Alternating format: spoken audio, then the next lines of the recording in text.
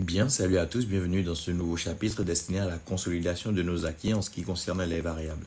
Donc ce que nous allons faire ici, c'est traiter ces exercices que j'ai concoctés. Donc nous avons une série de 4 exercices qui va nous permettre de faire une itération complète sur la notion de variable. Donc voilà l'exercice 1 qui est juste ici, qui nous dit... donc on va juste commencer à lire à partir des instructions. Donc déclarer une variable nommée mon nombre de type nombre. Donc nous allons commencer directement. Donc nous allons déclarer une variable qui va s'appeler mon nombre, comme l'exercice l'a demandé. Voilà, je vais prendre directement le nom ici, copier tout simplement et aller coller juste ici. Donc mon nombre qui est de type nombre. Donc on a déjà le type nombre, ok. Voilà, ensuite l'exercice nous dit quoi? Affecter la valeur de 10 à mon nombre. Voilà, donc c'est ce que nous allons faire. Nous allons venir au niveau du début de l'algorithme. Nous allons ajouter une nouvelle ligne. Et nous allons affecter la valeur de 10. Donc, affecter valeur à variable. Donc, la variable, c'est mon nombre. On lui affecte la valeur 10. Et on fait OK. Bien. L'exercice nous demande encore d'afficher le contenu de mon nombre. Donc, nous allons afficher tout simplement le contenu de la variable mon nombre. Donc, nous allons prendre une nouvelle ligne. Et nous allons donc afficher variable, tout simplement. Mon nombre, c'est déjà le nom de la variable qui est là. Donc, nous allons faire OK. Et nous avons terminé en fait, donc nous allons tester l'algorithme. Donc lancer. Voilà, c'est tout en ce qui concerne l'exercice 1. Ce que nous avons fait, nous avons déclaré une variable qui s'appelle mon nombre. On lui a donné le type nombre. Ensuite, on lui a donné une valeur, donc mon nombre prend la valeur de 10. Puis ensuite, nous avons affiché la valeur de la variable mon nombre. Gardez à l'esprit que lorsqu'on veut afficher en fait la valeur d'une variable, on ne met pas de cotation. Mais lorsqu'on veut afficher une chaîne de caractères, on met des cotations au niveau de la fonction afficher. Donc, afficher, nous allons l'appeler tout simplement une fonction qui permet d'afficher des messages ou des variables. Bien, maintenant, nous allons passer à l'exercice numéro 2. Donc, je vais passer en mode éditeur pour effacer rapidement. Voilà. Maintenant, l'exercice numéro 2 nous dit quoi? Exercice 2, calcul simple avec deux nombres. Donc, ça ressemble typiquement à l'exercice que nous avons vu au niveau de l'introduction, au niveau des variables dans le chapitre précédent. Donc, cela nous dit, l'exercice nous dit déclarer trois variables, nombre 1, nombre 2 et somme de type nombre. Donc, les trois variables que nous allons déclarer doivent être de type nombre. Donc, allons-y, c'est ce que nous allons faire. Donc, voilà. Je vais faire cela, bon, encore avec le mode normal, allons-y. Donc, je vais déclarer des variables nombre 1, qui est de type nombre, ok. Puis ensuite, je vais déclarer nombre 2, qui est également de type nombre, donc rien ne va changer au niveau du type, ok. Puis nous allons déclarer somme, comme demandé par l'exercice, qui est également du type nombre, donc ok. Bien. Ensuite, qu'est-ce que l'exercice nous demande? Affecter la valeur 5 à nombre 1 et affecter la valeur de 7 à nombre 2. Donc, c'est ce que nous allons tout simplement faire. Nous allons ajouter une nouvelle ligne ici, donc début algorithme. On affecte la valeur à nombre 1, donc on affecte la valeur de 7. Bon, c'était 5, je crois, 5 à nombre 1. OK. Puis, nous allons créer une nouvelle ligne, puis affecter la valeur de 7 à nombre 2. Donc, nombre 2, on lui affecte la valeur de 7. Voilà. Donc, OK. Puis maintenant, l'exercice nous dit quoi? Il nous dit ensuite, calculer la somme de nombre 1 et de nombre 2 et stocker le résultat dans somme. Ce qui signifie que somme va prendre la valeur de nombre 1 et de nombre 2. Donc, l'addition, parce qu'ils ont parlé de somme. Calculer la somme de nombre 1 et de nombre 2 et stocker le résultat dans somme. Donc, on stocke le résultat dans la variable somme. Voilà. Nous allons venir tout simplement ici. Nous allons ajouter une nouvelle ligne. On va affecter à somme la valeur de nombre 1 plus nombre 2, tout simplement. Et on va faire OK. Ensuite, qu'est-ce que l'exercice nous dit? L'exercice nous dit afficher le message, la somme est 2 points, suivi de la valeur de somme. Nous allons venir ici. Vu que c'est un message que nous allons afficher, nous allons faire nouvelle ligne. Nous allons prendre afficher message. Donc, l'exercice dit la valeur de somme est, ok, allons-y simplement. La valeur de somme est 2 points. Ok. Voilà, la valeur de somme est 2 points. Vous allez voir que vu que c'est une chaîne de caractères, lorsqu'on a utilisé afficher, vu que c'est une chaîne de caractères, et elle est entre des cotations. Voilà. Donc maintenant, la valeur de somme est, ça c'est juste la chaîne de caractères. Donc c'est juste du texte. Juste du texte que nous avons affiché pour le moment. Donc là, on ne voit pas encore la valeur de somme.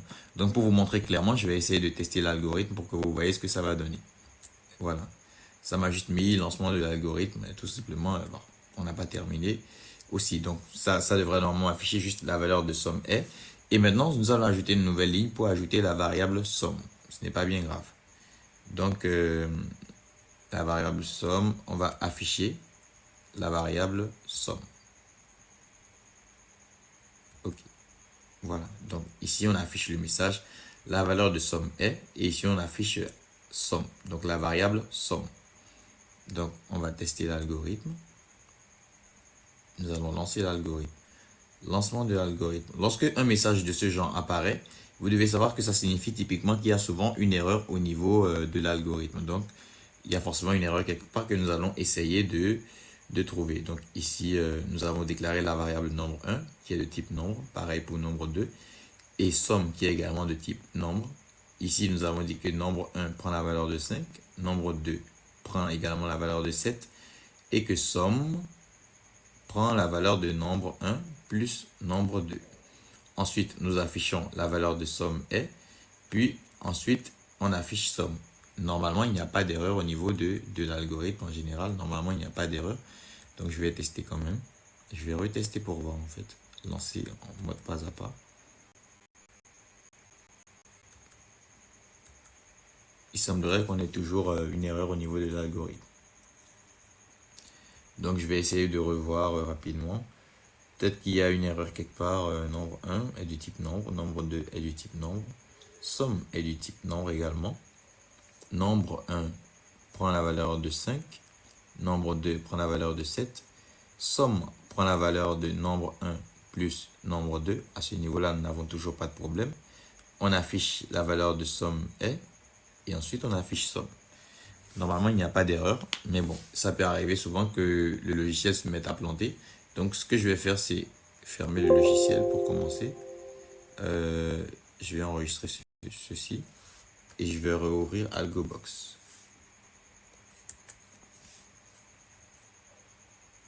Voilà. Donc, je vais tout simplement reprendre l'exercice très rapidement. Je vais passer en mode éditeur pour faire ça très vite. Donc, bon, allons-y. On avait déclaré nombre 1. Nombre 1 est de type nombre. Ensuite, nombre 2 est de type nombre également. Ensuite, somme qui était également de type nombre. Ensuite, qu'est-ce que nous avons fait? Nous avons tout simplement affecté des valeurs à nombre 1 et nombre 2. Donc, nombre 1 prend la valeur de 5. Nombre 2 prend la valeur de 7. Puis, nous avons tout simplement affecté les valeurs de nombre 1 et de nombre 2 à somme. Donc, somme prend la valeur de nombre 1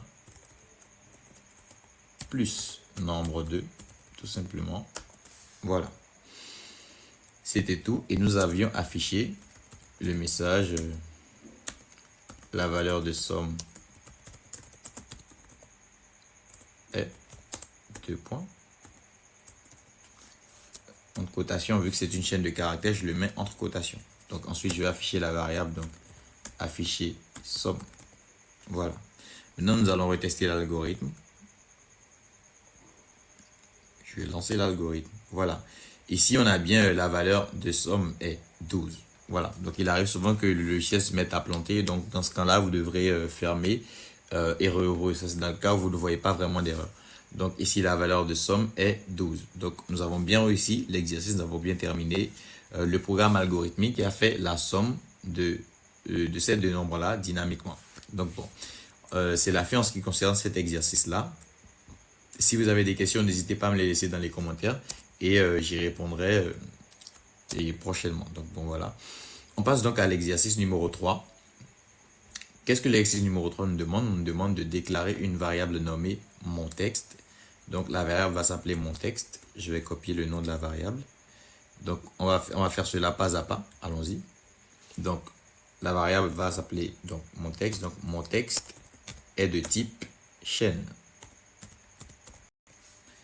Bon, j'ai lu l'exercice un peu en avance. Donc on nous demande de déclarer une variable nommée mon texte de type chaîne. Donc on a déclaré une variable de type chaîne. Ensuite, affecter la valeur bonjour le monde à mon texte. Donc on va lui affecter cette valeur-là. On dirait que j'ai supprimé le début de l'algorithme ici. Voilà, on dirait que je l'avais supprimé. Voilà. Donc ici, on nous demandait de lui affecter la valeur bonjour le monde à mon texte. Donc, on fait mon texte exactement comme c'est écrit. Hein. Si vous écrivez mal le nom de la variable, ça ne va pas marcher. Donc, prends la valeur de bonjour tout le monde. Voilà. Ensuite, l'exercice nous demande quoi? Tout simplement d'afficher en fait le contenu de mon texte. Donc, nous allons afficher le contenu de cette variable-là. Donc, nous allons faire afficher le nom de la variable, mon texte. C'est un camel case. Voilà, nous avons terminé. Donc, nous allons tester l'algorithme. Lancer. Bonjour tout le monde. Voilà, tout simplement. Donc, je vais récapituler. Nous avons déclaré une variable ici qui s'appelle mon texte. Cette variable-là est une chaîne, donc une chaîne de caractères. Et dans cette variable-là, nous avons stocké la chaîne de caractères bonjour tout le monde. Donc, nous avons stocké la chaîne bonjour tout le monde. Et nous avons tout simplement affiché mon texte. Donc, vu que ce texte-là est contenu dans la variable mon texte, donc en affichant mon texte, on affiche bien également cette phrase-là. Voilà, donc c'est terminé en ce qui concerne l'exercice numéro 3. Donc, nous allons passer à l'exercice numéro 4, donc le dernier exercice de cette séance. L'exercice nous demande de déclarer une variable nommée nom utilisateur de type chaîne. Donc, je vais copier le nom de la variable et je vais la créer rapidement. C'est une chaîne, de type chaîne. Pour ceux qui veulent utiliser le mode éditeur comme moi et écrire directement, parce que laissez-moi vous dire que c'est beaucoup mieux d'écrire directement le code à la main, parce que bon, ça vous permet de beaucoup mieux garder les notions en tête et de beaucoup plus garder en fait le nom des fonctions, etc. Et ça vous permet aussi d'être beaucoup plus rapide au clavier, ça vous permet d'être un peu plus habitué à votre clavier, surtout si vous n'aviez pas l'habitude de l'utiliser pour beaucoup écrire. Donc, on déclare nom utilisateur qui est de type chaîne. Ensuite, l'exercice nous demande demander à l'utilisateur de saisir son nom. Donc, ici, on nous demande en fait de demander à l'utilisateur de saisir son nom. Donc, c'est dans le début de l'algorithme. On demande à l'utilisateur de saisir son nom, tout simplement. Donc, pour le faire, on utilise la fonction qu'on appelle lire. Elle est juste ici. Ajouter lire. Donc, je vais l'utiliser ici. Tout simplement, j'ai juste cliqué. Hein. Donc, on aurait pu l'écrire manuellement, tout simplement. Hein. Donc, lire. Excusez, voilà. Je vais aller à la ligne, voilà, lire tout simplement. Voilà, donc on va faire lire nom utilisateur. Ne vous inquiétez pas, je vais vous expliquer ce que lire fait en fait. Donc ensuite, qu'est-ce que l'exercice nous demande de faire? Demander à l'utilisateur de saisir le nom. C'est ce qu'on vient de faire en fait. Lorsqu'on utilise lire, lire permet de demander à l'utilisateur de saisir une donnée. Vous allez constater que d'habitude, qu'est-ce qu'on fait? Lorsqu'on déclare une variable, on attribue une valeur à cette variable-là. Mais dans notre cas ici, qu'est-ce qu'on fait? On demande plutôt à l'utilisateur de saisir la donnée. C'est-à-dire que nous n'allons pas directement enregistrer la valeur de la variable, mais c'est ce que l'utilisateur va rentrer comme valeur qui sera stockée dans la variable. C'est un peu lorsqu'on veut un peu comme si lorsqu'on veut se connecter par exemple sur WhatsApp par exemple, lorsqu'on entre notre numéro de téléphone, vous voyez que c'est pas WhatsApp qui vient rentrer notre numéro de téléphone. Ils nous permettent de rentrer notre numéro de téléphone et eux ils stockent notre numéro de téléphone dans la variable ou dans ce que eux ils ont prévu. Bref, vous comprenez un peu la typo. Donc voilà. Donc lire permet de demander à l'utilisateur de saisir une valeur. Et lorsque l'utilisateur saisit cette valeur-là, la valeur est stockée dans le nom de la variable que nous avons mis juste ici. Bien. Qu'est-ce que le programme nous demande ensuite de faire? On nous demande de liser la valeur saisie par l'utilisateur et stocker là dans nom utilisateur. C'est ce que je viens de faire justement. Donc voilà. Ensuite, afficher le message bonjour suivi du nom de l'utilisateur. Donc nous allons faire tout simplement afficher la chaîne de caractères bonjour, deux points, Et ensuite, nous allons afficher la variable, donc nom de l'utilisateur. Voilà, c'est tout. Et nous allons maintenant tester l'algorithme. Allons-y. Lancer l'algorithme. Ici, vous voyez bien que ça me demande entrée nom utilisateur. Vous voyez, ça me demande bien d'entrer la valeur. Donc, je peux dire par exemple que je m'appelle Paul. Non, je vais prendre mon nom directement. Donc, je vais dire par exemple, bon, allons-y pour Paul alors. Paul, allons-y. Bonjour. Bon, il semble que ça a sauté un caractère, le caractère P. Je vais relancer l'algorithme tout simplement. Donc, je vais dire que je m'appelle Paul. Voilà, ça me dit bien bonjour Paul. Vous avez vu? Donc, c'est à peu près ce qui s'est passé ici. Qu'est-ce qui s'est passé ici? On a déclaré une variable qui s'appelle non utilisateur qui est de type chaîne. Ici, on a fait lire non utilisateur. Lire, en fait, permet de demander à l'utilisateur de rentrer la valeur. Donc, on demande entrée non utilisateur. Donc, lorsque tu fais lire non utilisateur, ça demande tout simplement à l'utilisateur de rentrer la valeur.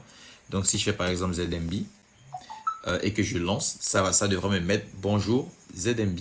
Parce que ici, j'ai affiché le message bonjour. Ici, je vais fermer cette fenêtre-là. J'ai affiché le message bonjour ici. Et ensuite, j'ai affiché le nom de l'utilisateur. Donc, la variable non utilisateur. Donc, c'est ce que l'utilisateur va rentrer qui sera stocké dans non utilisateur. Et lorsqu'on va afficher non utilisateur, ce sera le nom que l'utilisateur a rentré qui sera affiché. Donc, nous allons faire un dernier test. Le logiciel, il est encore planté, bien évidemment. Vous allez voir que ça a planté. Donc, je vais fermer. Je vais copier le code rapidement. Donc, je vais faire CTRL X pour copier rapidement. Je vais refermer et relancer AlgoBox encore une fois. Ne vous inquiétez pas, ça arrive souvent que le logiciel se mette à planter. Donc, bon, ça arrive souvent qu'il se mette à planter. Et puis, bon, voilà, c'est pas un problème majeur et tout. C'est juste comme ça. Voilà, donc je vais relancer. C'est le même code en fait. Donc, bon, voilà. Je récapitule. Ici, on crée une variable qui s'appelle non utilisateur qui est de type chaîne. Ici, on fait lire non utilisateur. Et je répète encore, lire permet de demander à l'utilisateur de saisir la valeur. Et ensuite, on affiche le message bonjour, donc la chaîne de caractères bonjour juste ici. Et ensuite, on affiche le nom de l'utilisateur. Donc, si je mets par exemple ZMB par ici, ça va m'afficher bien bonjour ZMB, tout simplement. Donc, voilà, nous sommes donc à la fin de cet exercice-là, de ce TP donc sur les variables. Nous allons donc continuer très prochainement avec une prochaine vidéo où nous allons directement enchaîner avec les structures conditionnelles. Donc, ce qu'on appellera ici des conditions.